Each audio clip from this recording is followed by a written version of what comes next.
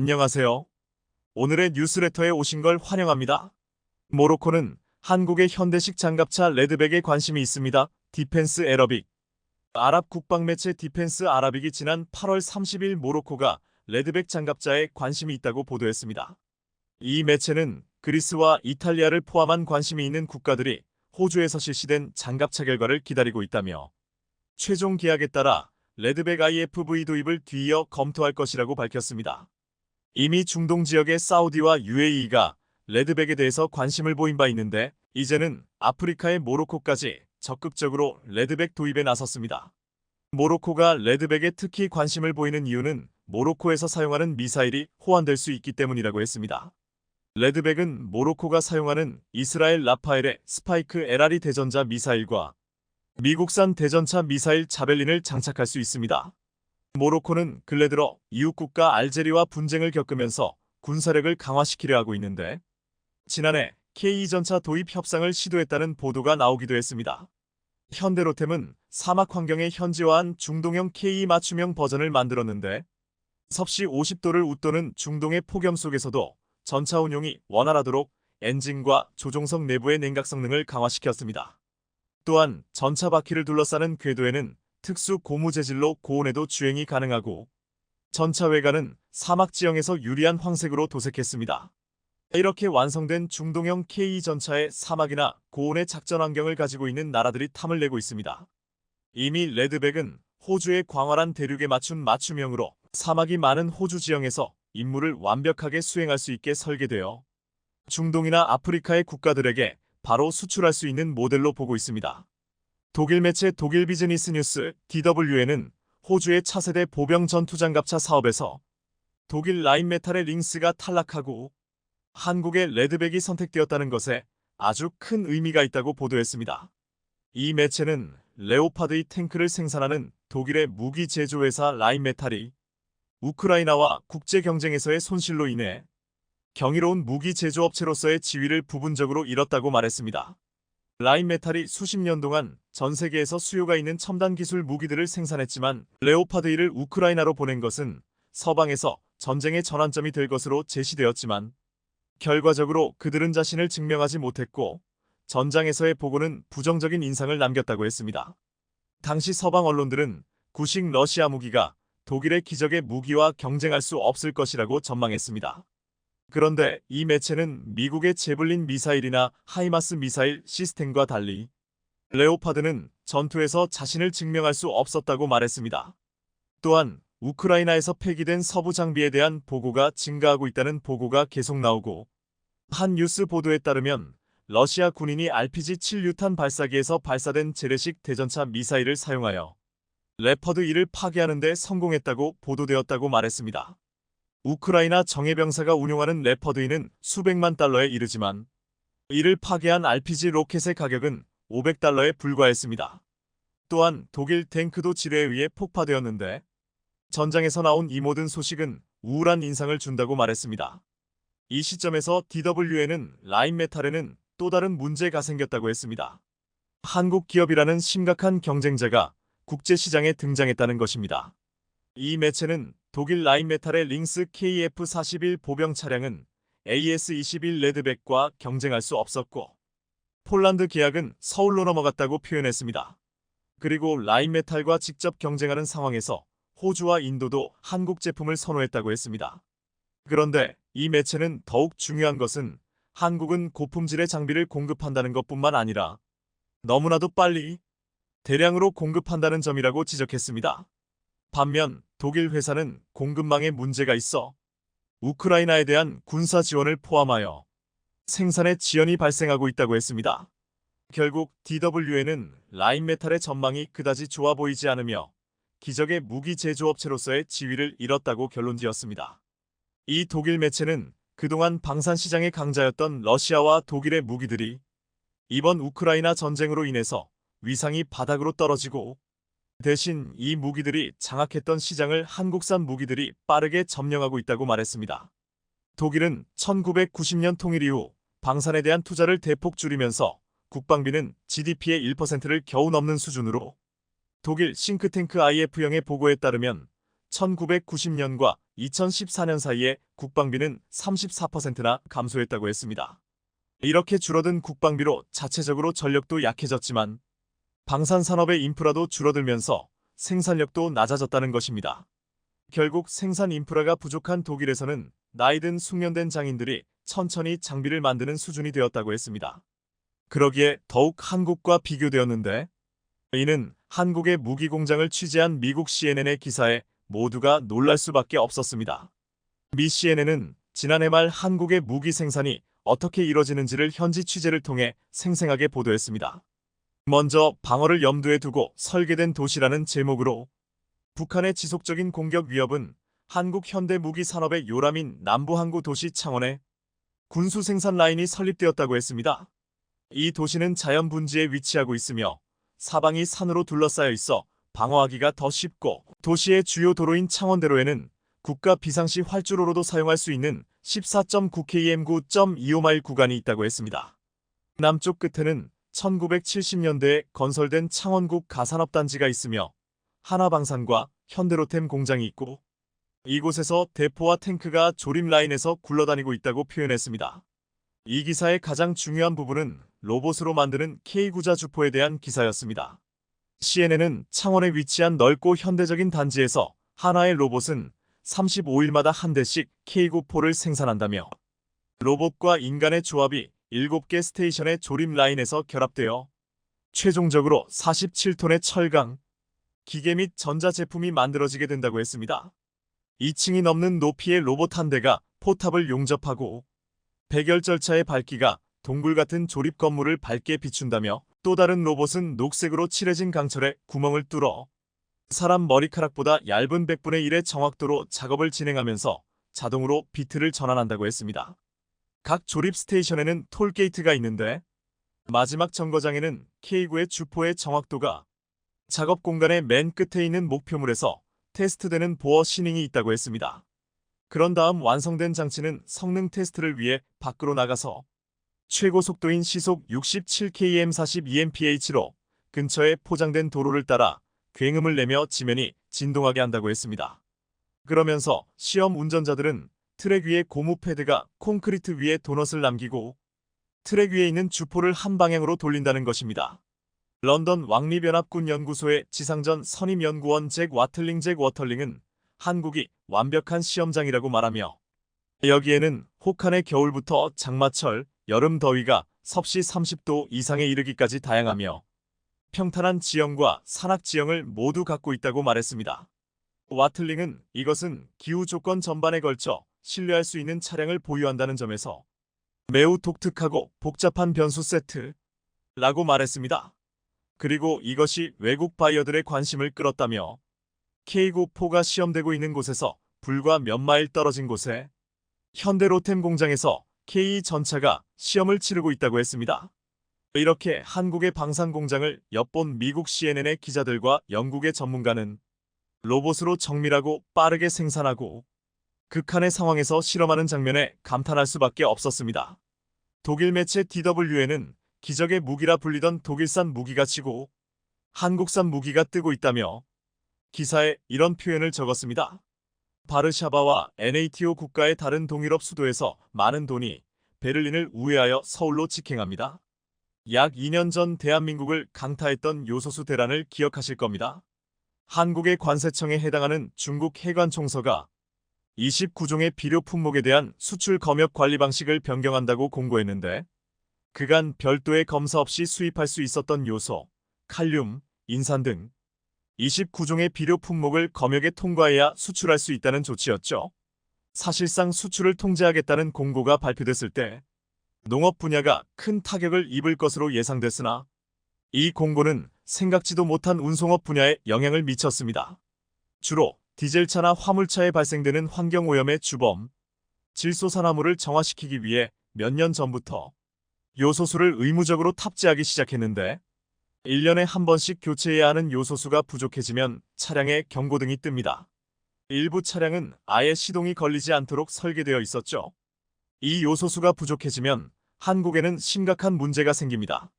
경유차가 아예 운행할 수 없게 되는데 주로 디젤을 연료로 하는 화물 차량이 주요 타격을 입습니다. 요소수가 없으면 주유소에 휘발유를 공급하는 탱크로리가 움직일 수 없으므로 주유소가 영업을 할 수 없고 마트에 물건을 납품해야 할 트럭들이 운행할 수 없으므로 마트가 영업을 할 수 없고 택배 차량도 건설 현장의 레미콘, 굴착기, 덤프트럭, 크레인 등등이 전부 멈춰서게 됩니다. 요소수 하나가 부족해지면 그야말로 한국이 멈춰버리는 겁니다. 문제는 한국은 90%가 넘는 요소수를 중국으로부터 수입하기 때문에 중국의 수출 규제는 한국의 정신을 번쩍 들게 했습니다. 한국이 나아가야 할 방향은 명확합니다. 요소수뿐 아니라 석유, 천연가스 등등 주요 자원을 직접 생산하거나 여의치 않다면 해외 자원을 확보하는 방법인데 최근 미얀마에서 기분 좋은 소식이 들려왔습니다. 에너지경제연구원이 발표하는 에너지동기연보에 따르면 2021년 기준 한국의 에너지 수입 의존도는 무려 94.8%입니다. 석유, 석탄, 천연가스 등등 화석 연료의 비중이 절대적으로 높은데 이러한 에너지의 해외 의존도는 50년 전이나 10년 전이나 현재나 별반 다르지 않습니다. 한국에 이러한 지하 자원이 없기 때문인데요. 이렇게 해외 의존도가 높은 산업은 국제시장의 변동에 큰 영향을 받습니다. 일례로 러시아 우크라이나 전쟁 여파로 LNG의 국제 시세가 급격히 상승했을 때 우리나라 전기요금은 1년 6개월에 걸쳐 40.4원 인상한 바 있는데 인상률이 무려 39.6%입니다. 뿐만 아니라 지금은 조금 안정되기는 했으나 이 전쟁으로 한국에서는 경유와 휘발유 가격이 역전하는 기현상이 발생했습니다. 석유 제품 수급난과 유럽을 중심으로 한 경유 재고 부족 사태 때문인데 왜냐면 유럽은 전체 경유 수입의 60%를 러시아에 의존하고 있는데 러시아에 대한 제재가 가해지면서 경유 수급에 차질이 생겼기 때문입니다. 그 도미노 효과로 한국까지 직격탄을 맞은 겁니다. 이렇게 해외 상황에 따라 천당과 지옥을 경험해야 하는 것이 자원이 부족한 한국이 겪어야 하는 천형입니다. 이에 한국은 해외 자원 개발에 열을 올리고 있는데 최근 미얀마에서 기분 좋은 소식이 전해졌습니다. 전 세계에서 손꼽히는 철강회사 포스코는 기업의 미래를 자원에 올인했는데 는 기업이 미얀마에 투자한 가스전에서 최근 880억 FT 삼입방피트 외 추가 가스량이 확인됐기 때문입니다. 사실 미얀마 가스전 사업은 국내 최고 천연가스 개발 성공 사례로 꼽히는데요. 2014년 드라마 미생이 큰 인기를 끌었을 때 그 배경은 세계 경영을 꿈꿨던 대우실업이었습니다. 한때 해외 지사가 무려 580개가 됐었는데 전 세계 어디서든 물건을 파는 상사맨들이 주인공이었죠. 그런데 이 상사맨들이 뽑은 가장 성공적인 사례가 바로 미얀마 서쪽의 스웨스 HWE 가스전입니다. 2004년 이 가스전을 취득한 후 2013년 5월부터 이곳에서만 하루 평균 5억 FT3을 생산해 써만 불균 5억 카페 중국과 미얀마에 팔아 매년 4억 원의 영업이익이 나고 있을 뿐 아니라 바닥날 때까지 두고두고 채굴해서 팔 수도 있습니다. 대략 계산해도 10년이면 4조 원, 20년이면 8조 원으로 그야말로 잭팟이 터진 건데요. 사실 미얀마 가스전은 전 세계 글로벌 에너지 기업들이 줄줄이 시추에 실패한 곳입니다. 그러다 2000년 대우 인터내셔널연 포스코 인터내셔널이 미얀마 정부로부터 쇠가스전에 대한 탐사권을 획득하면서 취득했는데 대우 역시 연거푸 고배를 마셔야 했죠. 이 과정에서 컨소시엄에 참여했던 인도 파트너사가 포기하자고 했지만 대우는 마지막 배팅을 했습니다. 자기 비용을 들여 시추해보기로 한 것이죠. 그리고 이 배팅이 잭팟을 터뜨렸습니다. 미얀마어로 스웨스 HWE는 황금이라는 뜻인데 2004년 쇠가스전을 시작으로 2005년 쇠퓨, 2006년 미아 가스전까지 총 4조 5억억 FT3 규모의 가스전이 연거푸 터졌습니다. 이는 당시 국내 천연가스 소비량의 3년치에 달하는 어마어마한 양으로 이를 원유로 환산하면 7억 배럴 규모이며 동남아에서 발견된 최대 규모의 가스전이기도 합니다. 포스코의 품에 안긴 대우는 쇠가스전 지분 51% 한국가스공사 8.5% 지분 보유를 가지고 있고 1% 한국가질은 보유를 가지고 있고 하루 5억 FT3씩 30년간 채굴해 중국 국영 석유회사에 판매할 수 있는 계약을 체결해 2043년까지 거위가 계속해서 황금알을 낳아줄 겁니다. 그런데 최근 이 인근에서 거위 한 마리가 또 발견됐습니다. 지난 2020년 포스코는 광구 내 추가 가스량이 확인되자 추가 개발을 추진 중인데 매장량이 880억 FT3입니다. 현재 타당성 조사 중으로 정확한 수치는 조사가 완료되어야 알 수 있겠지만 LNG 단가 기준 약 21조 원이 넘을 것으로 보입니다. 물론 LNG 가격의 하락 등 여러 변수를 고려하더라도 미얀마 가스전이 황금알을 낳는 거위라는 사실은 변하지 않습니다. 그런데 포스코가 개발 중인 가스전은 미얀마에서 그치지 않습니다. 올해 초 포스코는 인도네시아 중부에서 약 118조 원의 가치를 가진 해상 가스전 개발에 나서기로 했는데 그 규모가 어마어마합니다. 광구 면적이 서울 전체 면적의 14배에 달하는 민간 기업 사상 역대 최대 규모니까요. 지난 2월 22일 포스코 인터내셔널은 인도네시아 정부가 주관한 국제 입찰에 인도네시아 국영 페르타미나 훌루 에너지 PHE와 컨소시엄으로 참여해 벙아 BUNGA 광구 탐사권을 획득했다고 밝혔습니다. 탐사권이란 천연가스 개발 과정에서 필수적인 탐사, 개발, 생산까지 진행할 수 있는 권리로 포스코 인터내셔널이 50%, PHE가 50%, 포스코 인터내셔널이 운영권을 갖게 됩니다. PHE는 인도네시아 국영석 유가스공사 페르타미나의 자회사로 인도네시아는 물론 해외 가스 탐사와 생산을 담당하는 전문 기업인데요. 방아 광구는 인도네시아 자바섬 동부 해상에 자리하고 있는데 광구 총 면적이 8,500km이는 서울시의 약 14배에 달하는 규모입니다. 수심 50m 천해부터 500m 심해까지 포함하는 초대형 광구로 WEI 500m. 만약 가스가 터져나온다면 미얀마, 호주에 이은 또 다른 자원 탐사 성공 사례를 쓰게 됩니다. 포스코 인터내셔널은 이번 탐사권 획득을 위해 2021년부터 공동조사를 실시했고 그 결과 벙아 광구에서 천연가스 존재 가능성이 높은 지층을 발견하는 데 성공했습니다. 특히 그 인근에서 대규모로 천연가스를 생산 중인 빠게통한 PHERUNGAN 가스전과 비슷한 특성을 가지고 있어 개발 가능성이 상당히 높은 것으로 전망되는데요. 그런데 그간 철강 기업으로만 알려졌던 포스코는 잠시 언급했듯 자원의 미래를 올인했습니다. 특히 세계 경제를 좌지우지하는 리튬 확보에 엄청난 노력을 쏟아붓고 있죠. 그리고 그 성과가 대단합니다. 2010년 미래 먹거리로 리튬을 선택한 포스코는 생산 기술을 개발함과 동시에 전 세계 곳곳에서 리튬을 찾기 시작했습니다. 그렇게 눈에 띈 것이 아르헨티나의 옴브레 무에르토 함브러 MUERTO 염호, 즉 소금 호수입니다. 하얀 석유라고도 불리는 리튬은 소위 리튬 트라이앵글로 불리는 중남미 볼리비아, 아르헨티나, 칠레에 몰려 있습니다. 전 세계 매장량의 약 60%가 매장된 것으로 추정되죠. 그런데 포스코는 2018년 아르헨티나에서 저 소금 호수를 사들였는데 그 양이 어마어마합니다. 염호 지하 600m 아래에는 유전과 맞먹는 크기의 초대형 염호가 숨쉬고 있는데 리튬 함량이 220만 톤인 것으로 추정됩니다. 포스코는 2018년 관권을 사들인 즉시 글로벌 염수 리튬 전문 컨설팅 기업인 미국 몽고메리차만트 검리 앤드 어소시어츠를 통해 매장량 검증을 실시했는데 충격적인 사실이 드러났습니다. 호수 아래에는 예상했던 220만 톤보다 6배 많은 350만 톤인 것으로 나타났죠. 채굴 가능성과 수율을 아주 보수적으로 계산해도 30년간 생산 가능한 양이며 이를 전부 판매하면 누적 영업이익이 수십조 원에 육박합니다.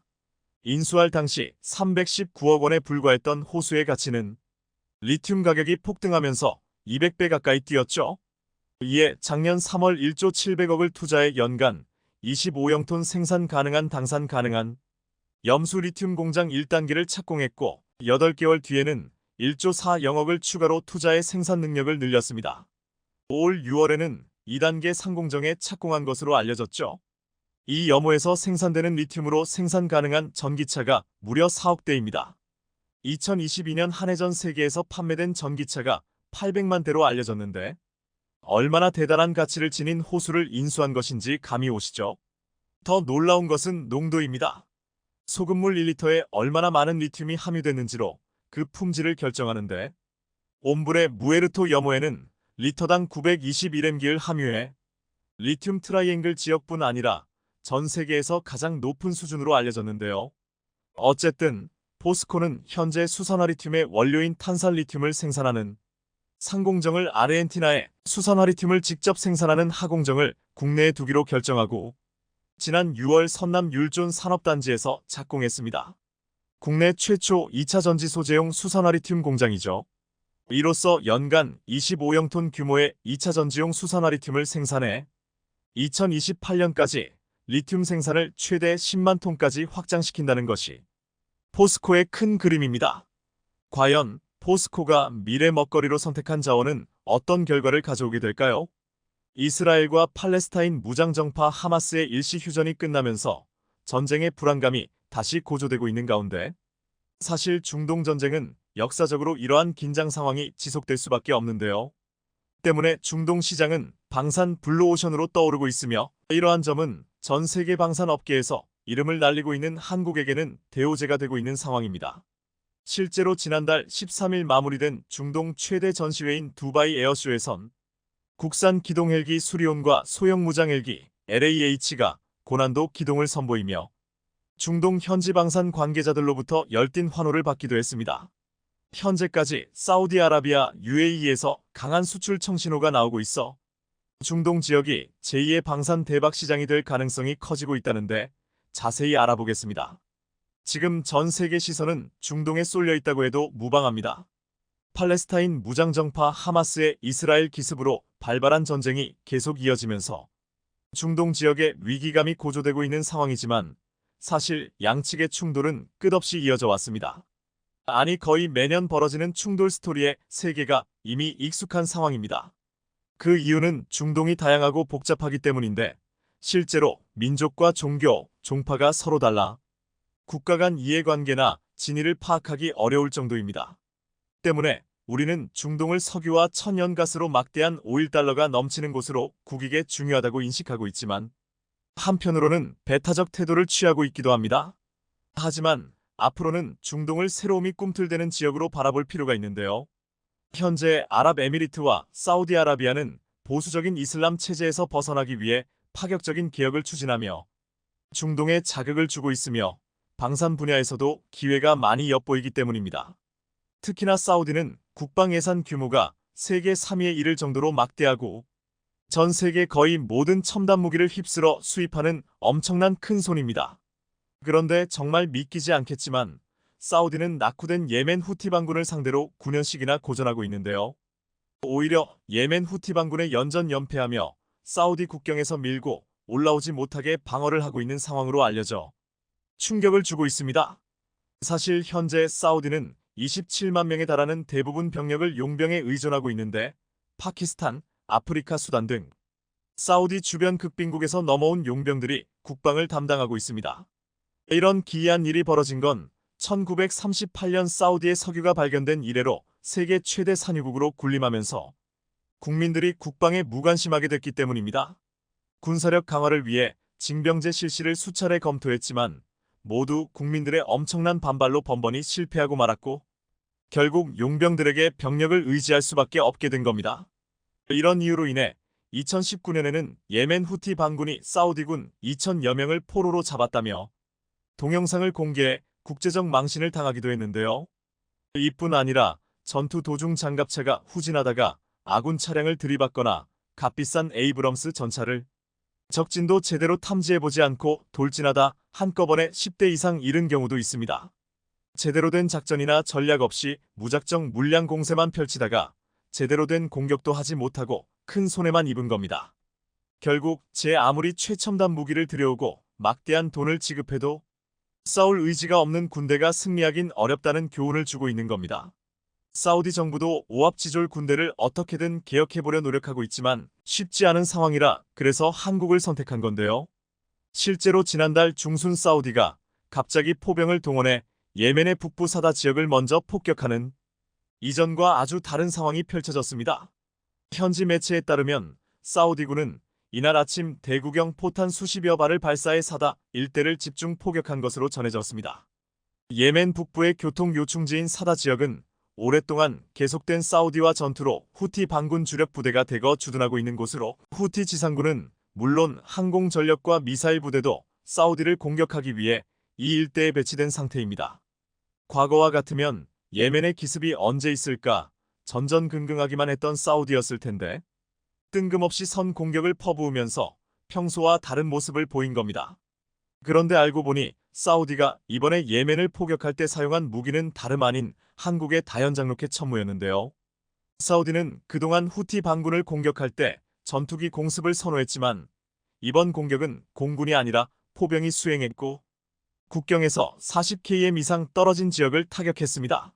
사우디 포병이 보유한 무기 가운데 이런 공격을 할 수 있는 건 천무입니다. 그동안 예멘 내전에서 이란 정부가 지원한 후티 반군과 전투를 벌였던 사우디는 지난 4월부터 평화 협상에 돌입했었지만 이스라엘 팔레스타인 전쟁이 발발한 이후 협상이 틀어져 버렸습니다. 이렇듯 중동 지역 내 전쟁이 더 가속화 가운데 사우디의 선택이 천무였다는 사실에 주목할 필요가 있습니다. 실제로 비밀리에 1조 원 규모의 천무를 수입해 부대에 배치한 사우디는 후티와 평화 협상을 시작한 4월 예멘 국경에 있는 K239 부대를 처음 일반에 공개했습니다. 사우디가 수입한 천무는 사거리 45km 무유도탄인 230 로켓과 사거리 80km 유도탄인 239 로켓 두 종류로 알려졌습니다. 그리고 사실 이번에 천무가 없었더라면 사우디는 예멘 후티 반군의 미사일에 폭격당하는 일이 불보듯 뻔했으며 자칫하면 몰살당했을 수도 있었던 상황입니다. 실제로 후티 반군은 이번에 포탄 수십 발을 얻어맞고도 사우디의 별다른 반응을 보이지 않았고 실제로 대용 사격도 하지 못했습니다. 특히나 최근 후티 반군이 이스라엘을 치기 위해 사우디 국경에 집결했지만 사우디가 국경을 열지 않고 버티며 대치하고 있는 중인데요. 결국 상황을 종합해보면 사우디가 천무의 뛰어난 성능과 경쟁력을 알아보고 망설임이 없었다는 것으로 보입니다. 그것도 그럴 것이 천무 실사격을 직접 본 전 세계 방산업계 관계자들은 한결같이 모두 다 감탄하며 입이 떡 벌어졌었는데요.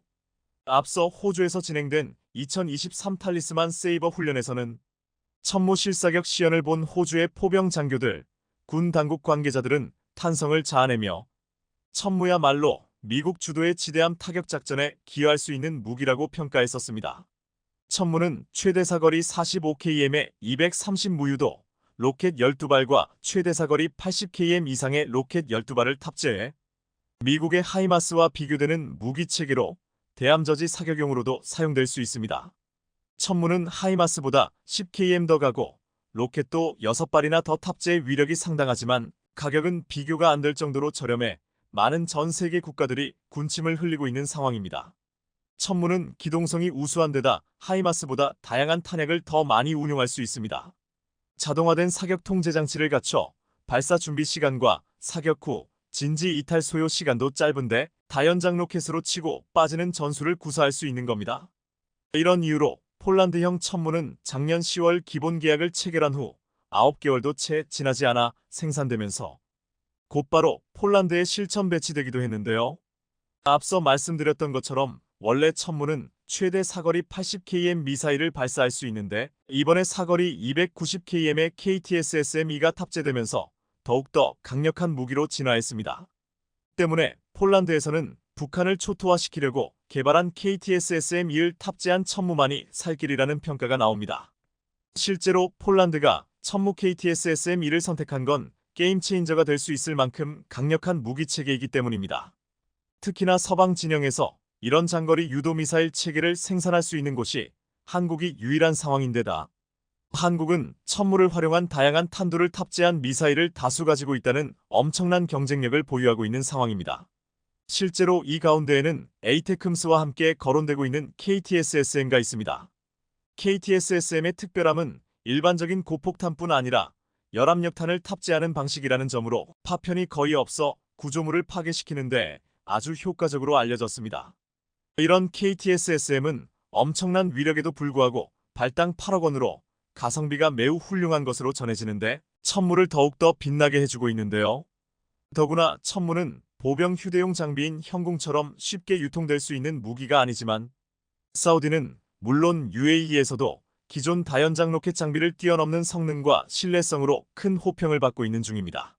이렇듯 천무의 엄청난 화력과 위력이 어마어마한 가운데 앞서 사우디로부터 천궁 2방산 수출 임박 소식도 들려왔었는데요. 방산업계에 따르면 여기에 더해 최근 사우디에선 천무뿐 아니라 대공 방어체계, 화력 무기 등 향후 다른 무기 수출도 기대해도 좋을 만큼 다양한 분야에 걸쳐 대규모 방산 협력 논의가 이뤄졌습니다. 그리고 최근 폴란드에서도 천무 발사대가 잇따라 무사히 폴란드 땅에 상륙하는 등 순조로운 상황이 이어지고 있는데요. 폴란드는 한국에서 완제품으로 이송된 2대의 천무와 현지에서 통합 작업을 마쳐 완성될 15대의 발사대를 갖게 됐습니다. 폴란드 국방부는 작년 10월 한화에어로스페이스와 천무 288문을 도입하는 기본 계약을 체결하면서 올해 18대 공급을 시작으로 2027년까지 8조 5천억 원 규모의 천무를 인도받을 예정입니다. 그리고 이런 순조로운 납기 소식에 더해 최근 폴란드 군에 천무 발사대를 탑재한 호마르 K가 배치됐다는 소식이 전해졌습니다. 방산업계에 따르면 부아슈차크 폴란드 국방장관은 지난달 27일 폴란드 최초의 통합 다연장 로켓 발사기인 호마르 K가 공장을 떠나 제18기계화 사단 제18포병 연대에 직접 전달됐다고 자신의 SNS에 밝혔습니다.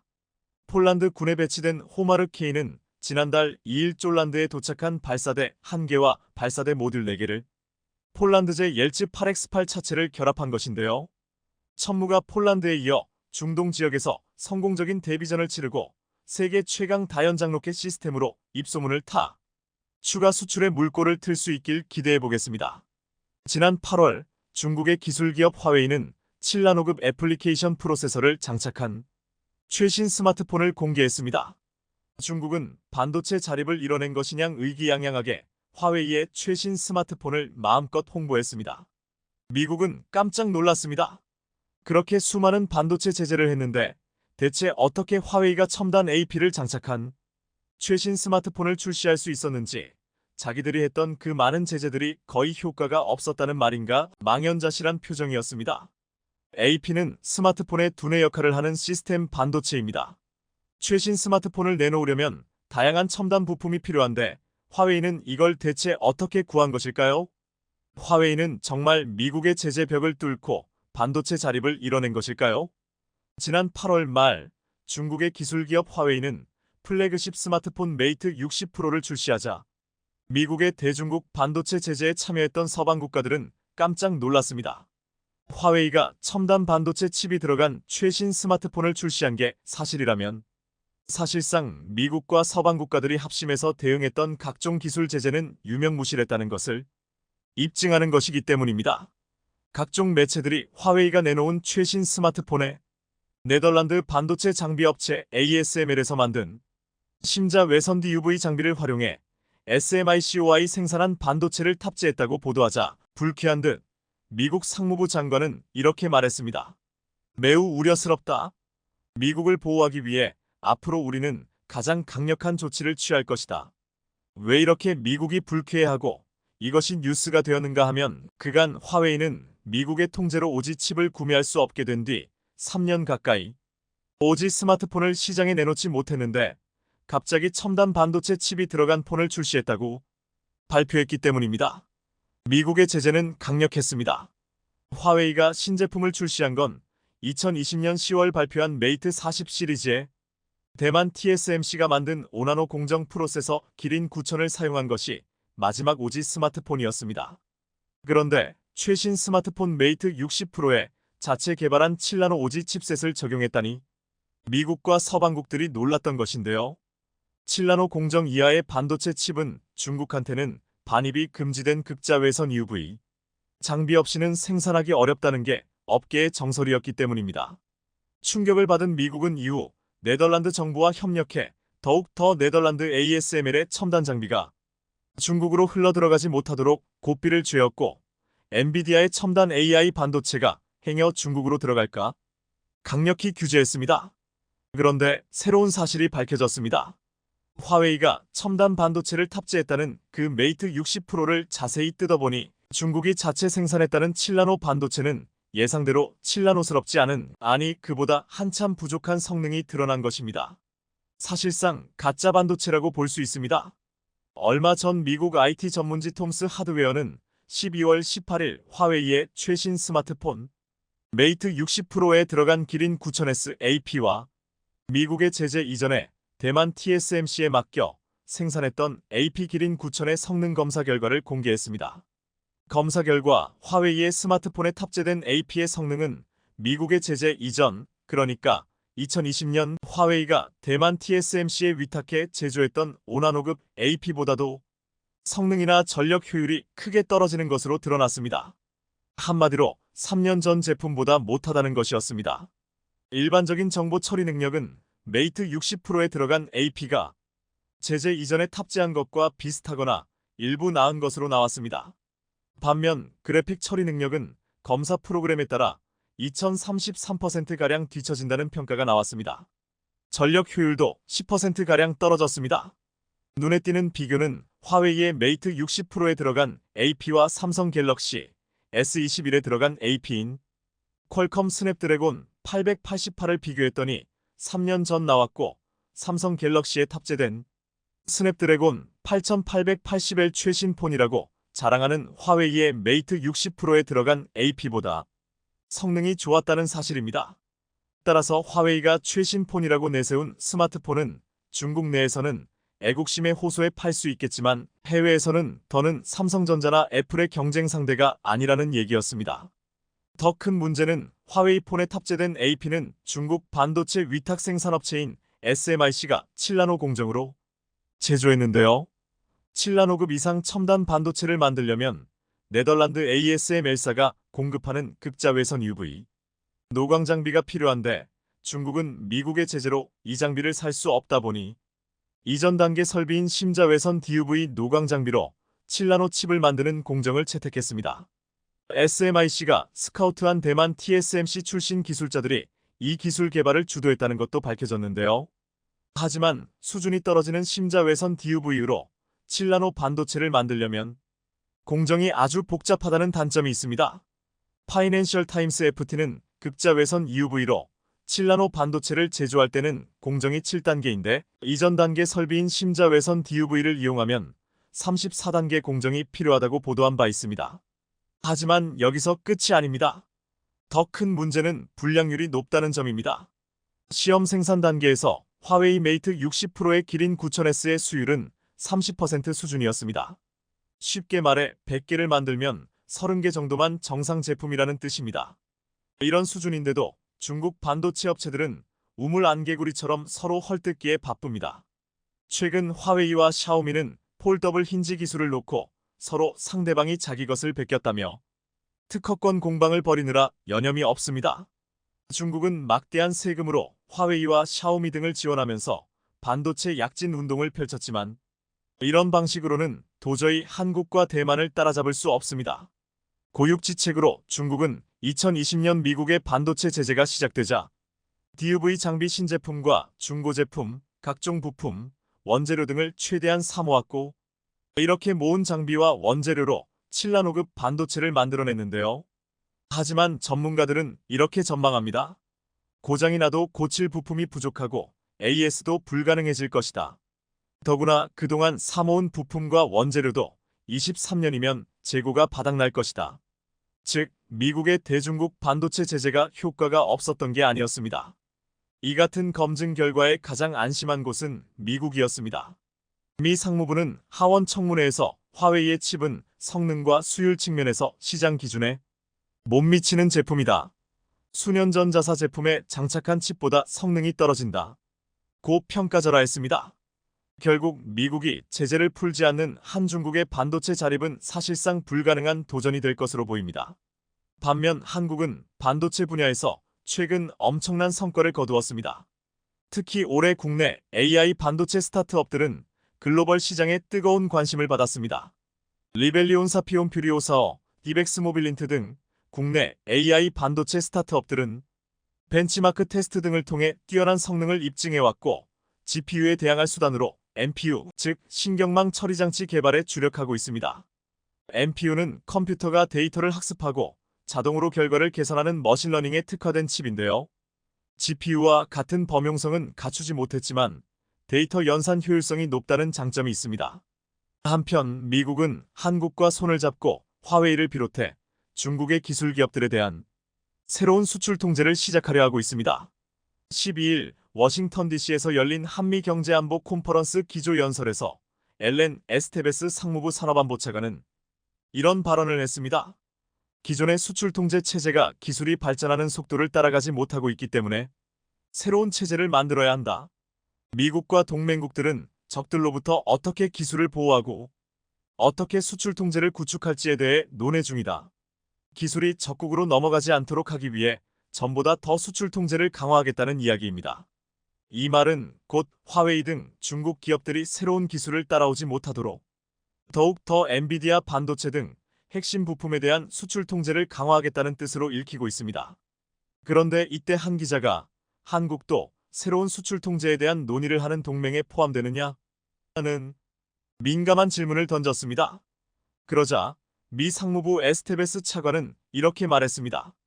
우리가 한국에 참여 없이 할 수 있을 것이라고 생각하지 않는다. 사실상 반도체 분야에서 한국 없이는 중국을 제재하는 것이 불가능하다는 것을 공개적으로 밝힌 것입니다. 단기적으로 중국에 수출 규제를 하는 것은 핵심 광물 자원을 무기화하고 있는 중국을 자극해 한국의 산업 전반에 영향을 주어 한국 기업들의 고민이 클 수밖에 없겠지만 장기적으로 봤을 때는 중국 첨단 산업의 발전을 늦춘다는 점에서 의미가 있어 보입니다. 시청해주셔서 감사합니다.